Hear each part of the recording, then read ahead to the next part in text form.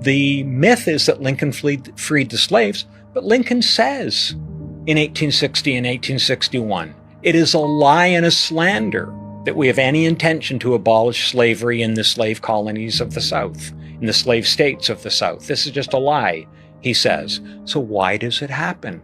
Well, it happens because, as W.E.B. Du Bois puts it in his great book, Black Reconstruction from 1935, the slaves took matters into their own hands. 500,000 of them fled from the South, withdrew their labor from the Confederacy, found their way to Union lines, and Lincoln's generals are going, what do we do with these people? What's our policy? And initially the policy was return them to their masters. But they refused to go back. They came in such numbers that this wasn't viable. And a few of the more radical Republican generals said, I'm not returning them. They were defying Lincoln, but they were defying Lincoln because enslaved people were forcing the issue. And ultimately, 200,000 of these self-emancipated black men find their way into the Union Army and Navy. Women serve as cooks and as spies. We often forget that the great Harriet Tubman, who had led a series of raids to free family members and then to free non-kin fugitives, was the most accomplished spy for the Union Army. Lincoln eventually provided a pass which said, Harriet Tubman can go wherever she wants, because the point is, she could provide intelligence to the Union Army that no one else could provide. So this was a movement of self-emancipation.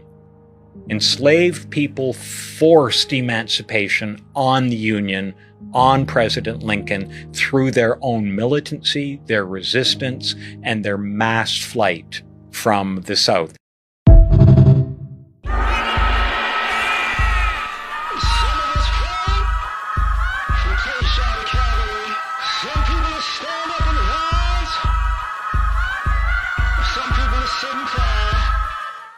What's happening? What's happening? What's good? What's good? What's good? The narrative behind the disrespect. Just like, there's a narrative about Black Americans in America as we freed you from slavery. You didn't do anything. We gave you freedom. We gave you, the concept of liberty. And it's like, how many times are you going to go to school and forget that there are a lot of narratives in American history? I mean, damn. Now it's a widespread thing that Columbus didn't discover America, which everybody here already knew that. But when it comes to the slavery thing, you have to use people to tell you what happened back then. And because people died, a lot of white people died, freeing the slaves. And it's like, they never say, wait a minute, a lot of black people, basically, in the hundreds of thousands, at the low 200,000, freed themselves from slavery, escaped, and fought with the North to beat the South in the Civil War, to the point where the South was winning, and beating the North without the black soldiers. And then the black soldiers got involved and they were kind of the turning point of the war. And we've seen this before in the military. We saw this with, that's the story of the Red Tails. That's the story of, I forgot that dang on, is it the Battle of Iwo Jima? It's not. Whatever it is where they have the soldiers on the hill, planting the American flag. It's a military statue. That was actually black men. But they took the black men out to take the picture and put white people there, right? So America's narratives have become a problem because We wind up in these situations where people get arrogant out of pocket because they don't even know American history. So the disrespect of, you never actually freed yourself. It's like, okay, all right,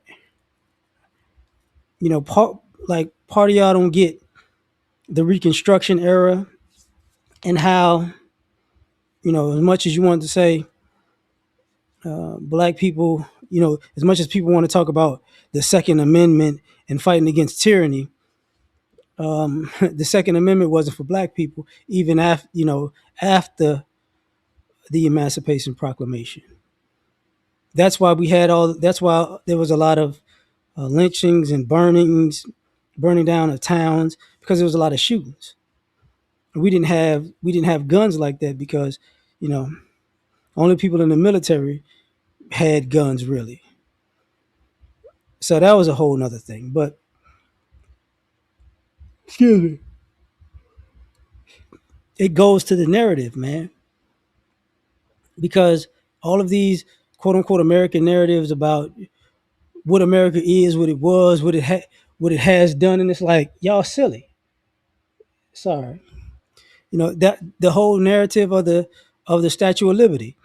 To this day, y'all don't realize. A lot of people don't realize the Statue of Liberty was actually a black woman, and America being America, they sent it back, and because it was a black woman, that was the sign of freedom, a free black woman. I forget if she had the torch or it was or she was or it had chains. This chain's still on the Statue of Liberty, by the way, for all you people that don't realize that. Look at the feet of the Statue of Liberty. You'll see the chain. You'll see the chain links.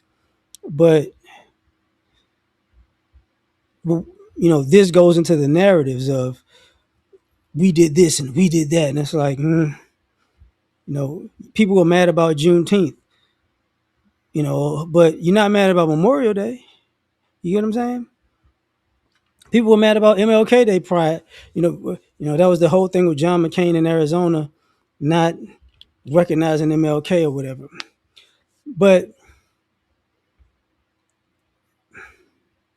well, I shouldn't have said but. What I mean is, since people don't dig into these narratives, they take the half truths or the complete lies for truth.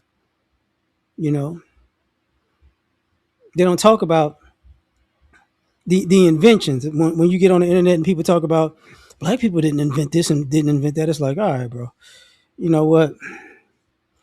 If you want to, you can live this lie, because if you don't keep these BS narratives, it shakes your belief system of what America is and was, and how we got to this point, and you know who's really the most influential Americans is weird.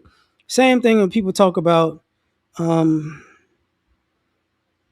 when people say that the Chinese built the railroads, and it's like there were Chinese workers on the railroads, but look at it, like since y'all like to use entertainment so much, there isn't a Chinese John Henry story in America.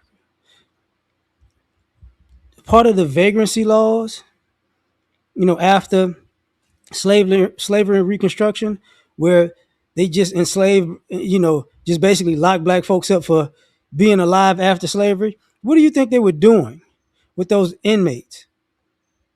They were basically clearing the brush and having them on chain gangs and railroad lines to put down railroad lines.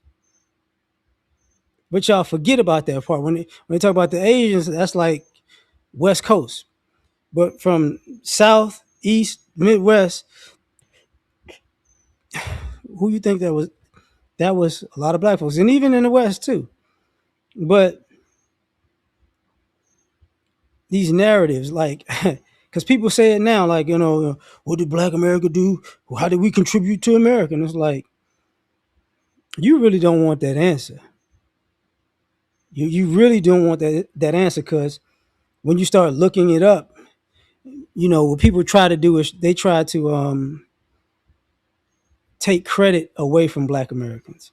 Like, well, because a lot of this stuff, us as Black Americans or FBA, like a lot of things that we've done in this country, it's been in spite of America's interference. So as you can, even Lincoln had to say, yeah, these black people was actually instrumental. Like we wouldn't have won without them. But but we don't talk about that because it doesn't fit the narrative. But from slavery to Jim Crow, well, slavery to Reconstruction to Jim Crow, to the Civil Rights Movement, to the modern quote unquote era, we've done a lot in spite of America's BS. And a lot of times, um, a lot of the profitable businesses in America, if you look into it,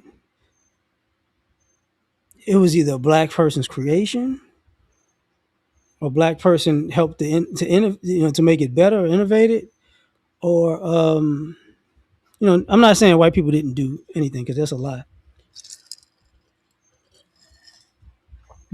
but I am saying they took credit for a lot of things that they didn't do, which is part of the narrative, which goes back to what I'm talking about when people believe in Lincoln. It was this good, moral, upstanding man who freed the slaves, and it's like, and even he got to say, he didn't necessarily care about slavery. Like he felt like if he could keep the Union and the Confederacy together without messing with slavery, he would have done it. After that, he was trying to move Black America out of America. Go to Liberia, go to Central America, go to the Caribbean.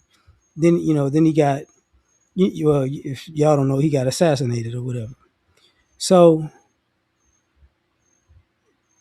a lot of times when people are talking about America and American history, um, they're just buying a narrative. And the part about buying a narrative is you don't want to really know the truth because the truth might hurt your feelings. But I'm going to leave it at that. You tell me what you think. Catch you on the next one. Peace.